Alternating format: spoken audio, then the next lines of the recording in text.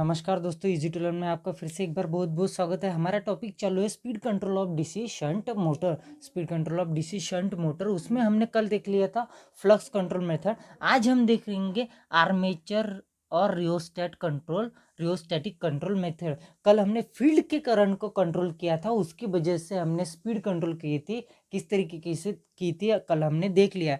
आज हम देखेंगे कि आर्मेचर के करंट को किस तरीके से कंट्रोल करके हम स्पीड को वेरी कर सकते हैं डीसी शंट मोटर के। तो आइए देखते हैं। अगर मान लीजिए दोस्तों, मुझे आर्मेचर करंट को अगर कंट्रोल करना है, तो मुझे करंट को कंट्रोल करने के लिए कौन सा डिवाइस है? रेजिस्टेंस, बराबर। अगर आर्मेचर करंट को मुझे कंट्रोल करना है, आर्मेचर करंट को अगर मुझे कंट्रोल करना है, तो मुझे रियोस्टैट यानी कि रेजिस्टेंस किस सर्किट में लगाना पड़ेगा? किस सर्किट में? रियोस्टैट यानी कि रेजिस्टेंस लगाना पड़ेगा, क्योंकि वेरिएबल रेजिस्टेंस को हम क्या कहते हैं? रियोस्टैट ही कहते हैं ना। किस सर्किट में रियोस्टैट लगाना पड़ेगा? आर्मेचर सर्किट में, क्योंकि आर्मेचर ये शंट मोटर है, इसलिए फील्ड में जाने वाला करंट और आर्मेचर में जाने वाला करंट IA और ISH ये दोनों डिफरेंट रहेंगे ना, क्योंकि पैरेलल कॉम्बिनेशन है। ठीक है, तो आर्मेचर सर्किट में जाने वाला करंट को अगर मुझे करंट कंट्रोल करना है, तो मुझे आर्मेचर सर्किट में ही रियोस्टैट लगाना पड़ेगा। ठीक है, मैंने अगर लगा भी दिया रियोस्टैट आर्मेचर सर्किट में, तो क्या होगा? कैसे होगा करंट कंट्रोल, और कैसे करंट के स्पीड कंट्रोल होगी? डीसी शंट मोटर के लिए स्पीड का इक्वेशन हमने क्या देखा था? स्पीड है एन, यानी speed, N is denoted by speed EB upon 5, EB upon 5। अब देखिए, रियोस्टैट हमने फील्ड में नहीं लगाया, कल हमने किस में लगाया था? जब फील्ड कंट्रोल, फ्लक्स कंट्रोल या फिर फील्ड कंट्रोल मेथड हमने कल देख ली, तो उसमें हमने फील्ड वाइंडिंग के साथ रेजिस्टेंस, एक्सटर्नल रेजिस्टेंस जोड़ दिया था। इसकी वजह से फील्ड में जाने वाला करंट कंट्रोल हो रहा था, इसलिए फ्लक्स कंट्रोल हो रहा था, फ्लक्स कंट्रोल हो रहा था, इसलिए एन भी हमारा कंट्रोल हो रहा था। लेकिन आज तो फील्ड जो है वो कांस्टेंट है, फील्ड करंट जो है वो कांस्टेंट है। फील्ड में कोई रेजिस्टेंस नहीं लगाया, मैंने आर्मेचर सर्किट में रेजिस्टेंस लगाया, तो इससे कैसे कंट्रोल हो जाएगा? अब देखिए कैसे कंट्रोल होता है। EB, हमारा EB, अब देखिए फाई के साथ तो कुछ नहीं कर सकता हूँ मैं, क्योंकि फाई तो कांस्टेंट ही प्रोड्यूस होंगे। अब जो भी है वो मुझे EB के ऊपर से दिखना पड़ेगा, क्योंकि आर्मेचर सर्किट किससे रिलेट करता है? EB से, यानी कि आर्मेचर सर्किट में जो EMF इंड्यूस होने वाला है, जैसे कि जनरेटर में जो इंड्यूस होने वाला EMF होता है उसको जनरेटेड EMF बोलते हैं, और मोटर में भी EMF इंड्यूस होता है, जिसको हम बैक EMF बोलते हैं। EB को अगर EB यानी बैक EMF, इसका अगर मैं रिलेशन ले लो, EB equals to V minus IA RA। ठीक है, EB equals to IA RA। लेकिन यहाँ पे जो RA है, आर्मेचर रेजिस्टेंस है, एक तो आर्मेचर रेजिस्टेंस तो हो गया, लेकिन उसके ऊपर से मैंने एक्सटर्नल रेजिस्टेंस ऐड कर दिया। इसका मतलब क्या हो गया? EB equals to V minus IA into RA plus R, ये हो जाएगा, ये हो गया मेरा। ठीक है, इस हिसाब से आ जाएगा। अब देखिए दोस्तों, अगर मेरा आर्मेचर करंट वैरी होता है, तो किस तरीके से मेरा EB वैरी होता है? अगर EB वैरी होता है, तो मेरी स्पीड भी वैरी हो जाएगी, क्योंकि directly proportional to the EB है। अब मान के चलिए, अगर मैं IA को बढ़ा देता हूँ, तो ये पूरा जो ब्रैकेट है इसकी वैल्यू कम हो जाएगी। घबराइए मत, मैं बताता हूँ किस तरीके से कम होती है, तो कॉन्सेंट्रेट कीजिए। अगर मैं IA बढ़ाता हूँ, तो मेरी ये पूरे ब्रैकेट की, होल ब्रैकेट की वैल्यू कैसी हो जाती है? कम हो जाती है। अगर ये कम हो गई, तो मेरा EB कम हो जाएगा। अगर ये होल ब्रैकेट की वैल्यू अगर मेरी कम हो गई, तो मेरा EB कम हो जाएगा। ठीक है, अगर मेरा EB कम हो गया, EB अगर कम हो गया, तो मेरी स्पीड भी कैसी हो जाएगी? कम हो जाएगी। ठीक है, अब ये अगर आर्मेचर करंट बढ़ाने से EB कैसे कम हो जाएगी, इस ब्रैकेट की वैल्यू कैसे? इनिशियल कंडीशन पे मैं I को 0 ले लेता हूँ आइडियली। देखिए, इससे पहले भी हमने एक बार देख लिया था, लेकिन जो नए लोग हैं उनके लिए बता देता हूँ। IA अगर मैंने 0 कंसिडर किया, तो IA 0 हो गया, तो ये इसके रेजिस्टेंस इसके मल्टीप्लिकेशन में है, यानी कि ये भी 0 हो जाएंगे। ये 0 हो गया। और मैंने समझ लीजिए 230 वोल्ट कंसीडर करता हूँ सप्लाई। 230 वोल्ट मैंने अगर सप्लाई कंसिडर किया, आइए तो मेरा 0 हो गया, इसलिए रेजिस्टेंस भी क्या हो जाएंगे मेरे, 0 हो जाएंगे। इसका मतलब इस होल ब्रैकेट की वैल्यू कितनी आ गई, होल ब्रैकेट की वैल्यू आ गई मेरे 230 वोल्ट, और ये माइनस ये टोटल टर्म जो है वो 0 है। इसका मतलब क्या आ गई 230, ईबी की वैल्यू कितनी आ गई 230 वोल्ट। अब मान लीजिए, एक मिनट मैं पेन चेंज कर लेता हूँ। मान लीजिए कि ईबी की वोल्टेज की वैल्यू उतनी है 230, और मैंने सिर्फ करंट बढ़ा दिया, करंट को मैंने क्या कर दिया, इंक्रीज कर दिया, 2 ले लिया। अगर मैंने करंट को 2 ले लिया, 2 एम्पियर ले लिया, तो रेजिस्टेंस भी कुछ ना कुछ होगा ना। अगर करंट फ्लो हो रहा है तो इसका मतलब उसमें रेजिस्टेंस भी है ही, ठीक है। अगर रेजिस्टेंस की वैल्यू मैं इसकी 1 ले लेता हूँ और इसकी भी 1 ले लेता हूँ, एक 1 ओम जो है वो मेरे आर्मेचर रेजिस्टेंस की वैल्यू 1 हो गई, और एक्स्ट्रा मैंने उसमें सर्किट में 1 ओम का रेजिस्टेंस ऐड कर दिया, यानी कि इसकी भी वैल्यू 1 ले ली, इसकी भी वैल्यू 1 ले ली, ठीक है।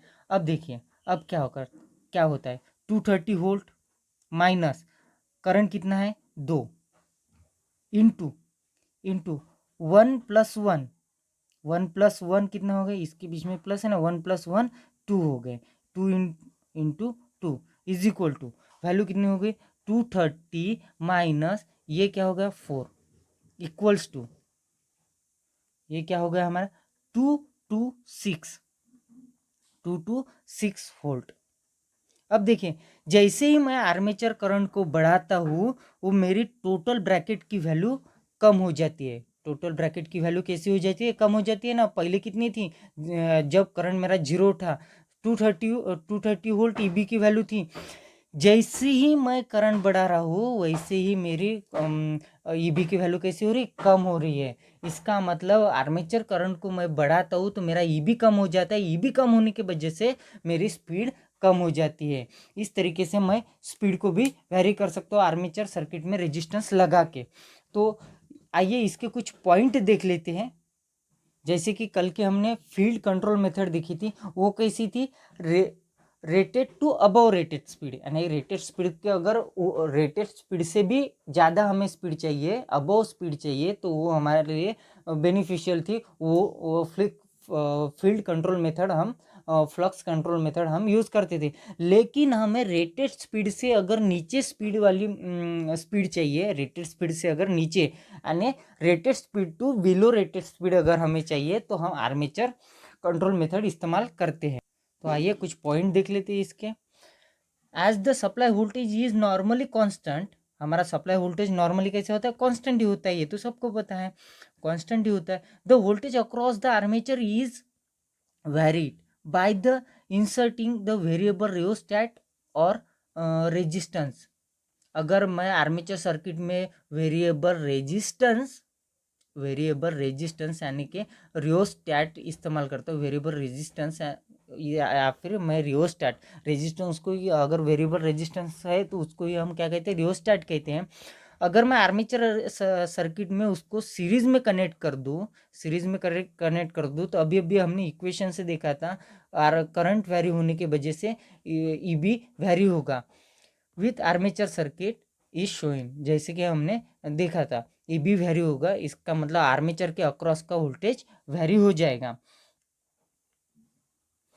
As as the control resistance is increase, अगर मैं रेजिस्टेंस को इंक्रीज कर दूँ, पोटेंशियल डिफरेंस अक्रॉस पीडी यानी potential difference across the armature is decrease. जैसे कि हमने देखा था, अगर रेजिस्टेंस इंक्रीज करता हूँ, रेजिस्टेंस की वैल्यू बढ़ाता हूँ, तो मेरा फ्लो होने वाला करंट कैसा हो जाएगा, कम हो गया, क्योंकि रेजिस्टेंस अगर इंक्रीज कर दिया तो करंट कैसा होगा, कम होगा।